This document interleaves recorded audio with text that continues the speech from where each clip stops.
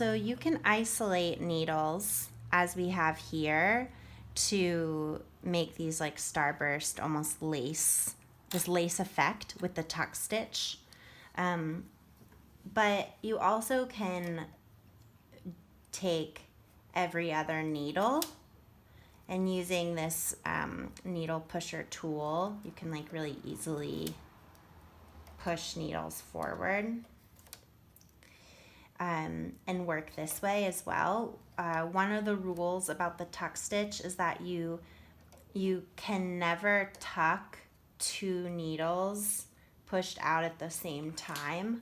So like this would never work. You have to have a needle that is out of work isolated by a stitch on either side that's in work. So that's an important rule. So when you push all of these needles into the hold position or the E position and you engage your hold button, then you can move your carriage. And something that is worth experimenting with is like you can push yourself to make more lace techniques by passing your carriage multiple rows, but also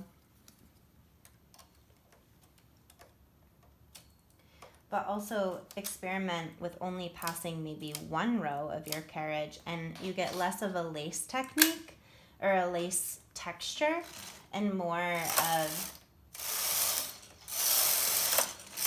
just like little bumps in the fabric.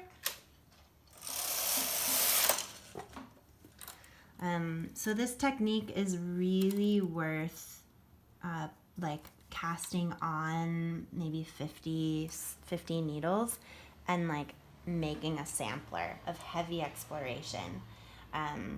Remembering that the two main rules are that if a needle is out of work, it needs to be surrounded by a stitch in work. And then when a needle is out of work, it can only remain out of work up to 3 to 5 rows before it needs to be knitted again. But I highly recommend just playing to really see what kinds of fabric can be created by tucking stitches.